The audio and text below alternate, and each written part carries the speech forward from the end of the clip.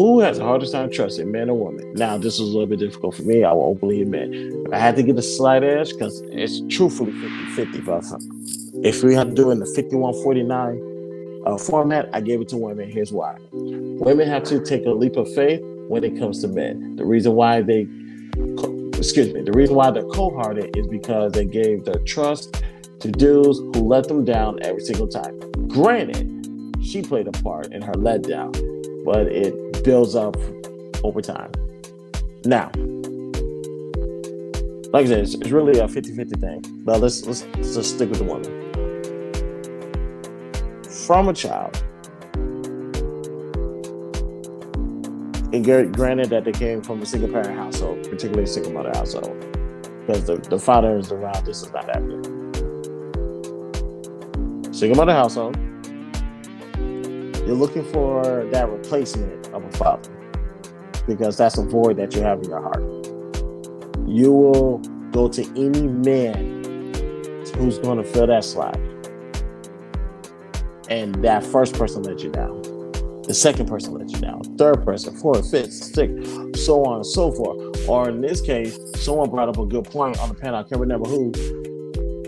You could just had one real bad one and that could fuck it up for everybody, which I do agree. Because we ask women to trust us, but sometimes we let them down. So that's why I said 51-49, get the slight edge to women, but it's actually 50-50. I just went ahead and just chose one. Now, this topic, I'm going to try to see what I can get to because I'm not necessarily going to pull up that stream and react to it because I did not ask for permission. I want to be respectful. Let's see what I wrote down. First, it was B. Taylor versus Mr. Lego. Look here. Let me just talk about Mr. Lego real quick. I like Mr. Lego. He's an asset to Lapeef, to the Thursday Night team, but he flip-flops on certain topics too much for me. It's like I don't know where this guy's going. So it's very unpredictable. So sometimes you have to sit back and wait to see what's his stance, how far is he willing to take it, so that way no one's confused when shit does happen. And also, let me say this about B. Taylor. Although I disagree with the majority of the things that she said on Lapeef panels, she is a great asset to the team. I'm just saying she does bring a perspective, albeit a wrong perspective, but she brings a different perspective to the audience that has to, I'll hopefully admit that will have to fill the void that Kayla and Kay once had. Am I saying bring back Kayla and Kay? No, I never said that. And besides, it's not my decision either way. But something about B. Taylor being there, Veronica as well, Queen Jesus, I forgot her name. I want to say Queen Sheba. Well, at least I'll call her Queen Sheba. Or Queen Sheba. Those women are filling some type of void that we appreciate, that moves the conversation forward. So I wanted to be respectful to them. However, what was B. Taylor and Mr. Lego arguing about now? Oh, leaders of the households and trust issues with the mother. Now, it was going, of course, a lot of people brought up trust issues with the men, the women, but I think it's more so the women. Mr. Lego said the trust issues that women are carrying around with them comes from their trust issues with their mother. And I'll have to sit back and see where this is going. But if I recall correctly, I think he got her interrupted by B. Taylor. But B. Taylor is saying who's the leader of the household, which is typically the man. And this is just that was another deflection tactic just to get the man involved. I'm just saying she's good because if you're just going to stick a peg in a square hole, I admire that, because the last person that did that this week was Jason Whitlock. Just want to throw that out there. I'm not saying Britney Taylor's any Jason Whitlock, but I'm just saying you kept on bringing up topics, you kept on deflecting the blame off the women, and you try to get men in there some way, shape, or form. And we're going to get into that during my divestment series, which starts in the month of March. 13 parts, 13 for the man, 13 for the woman. One of the things that B. Taylor did on this panel today, whether that's who she is in real life or not, is irrelevant. I'm only talking about what I saw on the panel. I would tell brothers no, divest from individual with these particular traits. So, based off of, you just can't just take your shit like a man because you want to be equal to a man. Nah, I'm just gonna say no. Let me just keep moving because I'm respectful. Ali almost went off the tracks when he brought up the grape scenario, but he found a way to recover. Now, that led to Ali and Lucky going on the back and forth that really erupted the panel tonight. Now, She's So Lucky brought up, in generality, of course, when it comes to sex, for the women, my body, my choice. We agree, 100%. If you're not married to her, her body, her choice, whatever she want to do with it. Now, why did Mr. Lego brought up my body, my choice for... Oh, yeah. So the topic was regarding accountability. Who's to blame for bringing an unwed baby into this world? Like, where does it start? What's the root of it? If men could, you guys heard this before, if men controls the access to marriage, women controls the access to sex. So, because what I'm about to say about to destroy a lot of things that She's So Lucky said, a lot of things Mr. Let Go said, definitely everything that B. Taylor said. Your body, your choice. You own that, right?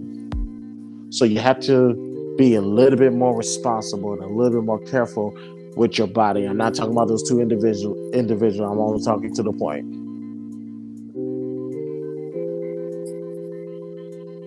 You know what happens when you have sex. Tell me you don't. You know what it can possibly lead to. And keep in mind, you have the key to that kingdom. So with your keys to the kingdom, got a comment, give me 1 second, y'all. Salute to Emike. She always brings up men when we're talking about women. It's crazy. Yeah, I don't like when women do that. I don't like when she does it. I've been dealing with that literally all day today on Clubhouse, and that got on my fucking nerves. Women always want to take up the stance that they're good leaders, they're good role models, and that type of stuff. Then being part of a good leader is taking your ass whooping, being held accountable for the fuck ups you did, the fuck ups your community has done. You gotta take that shit on the chest. You know why? Because men do that. Granted, okay, let me say this. Men, voluntarily and involuntarily, had to be held accountable for a lot of things and damn near everything. We just take it what it is. Women, that you're going to find any type of reason to justify why they did their bullshit or why it needs to go on the man. I don't like that. And one thing I tell you fellas, if you ever come across a woman with that type of behavior, you need to run the other way.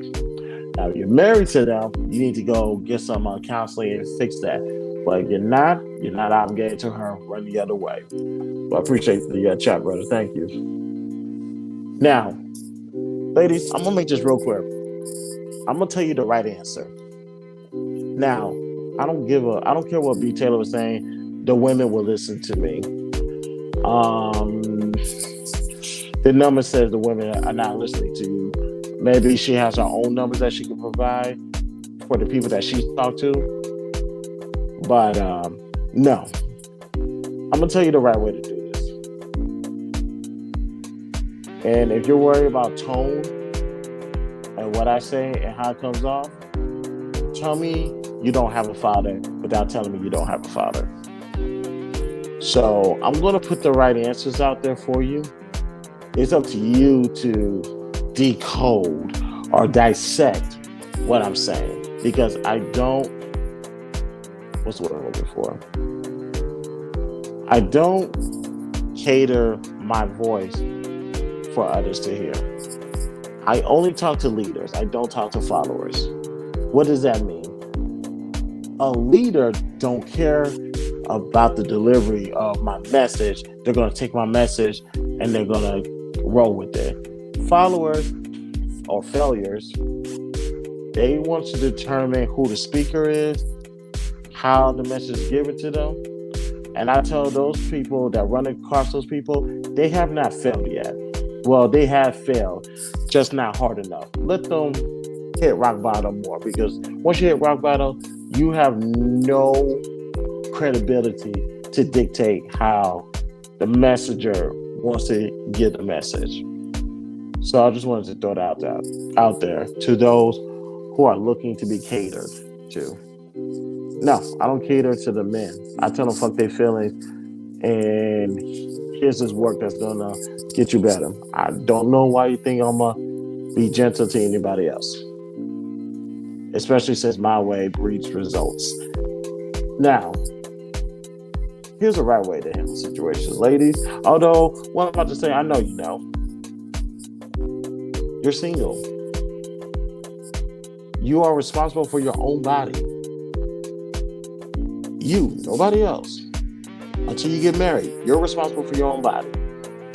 So that means you keep an eye on what goes in and what comes out.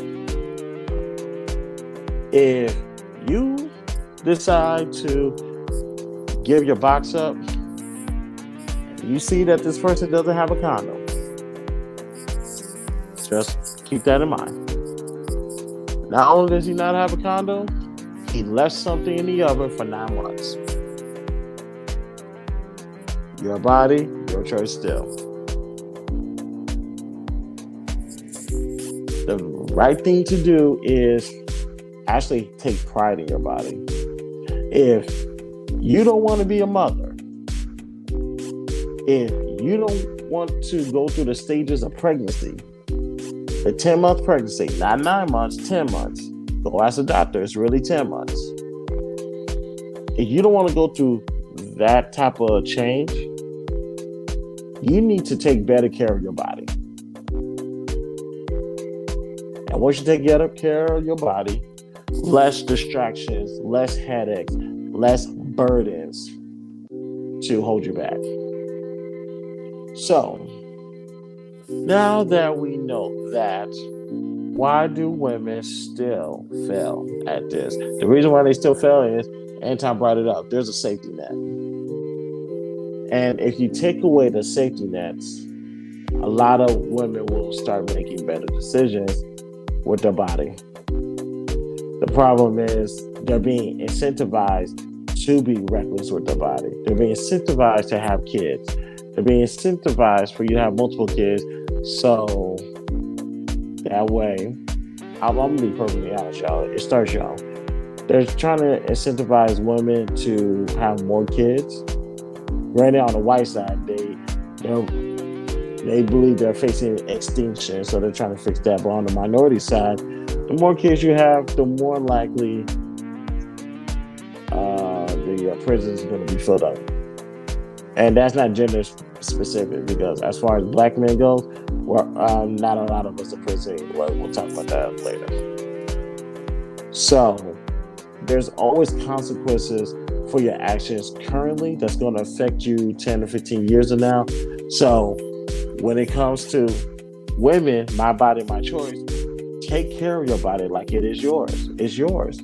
It is 100% yours. So if you see a raw dick coming in you, you might want to take a step back and think. Now, some people say you can't tell a woman what to do with your body.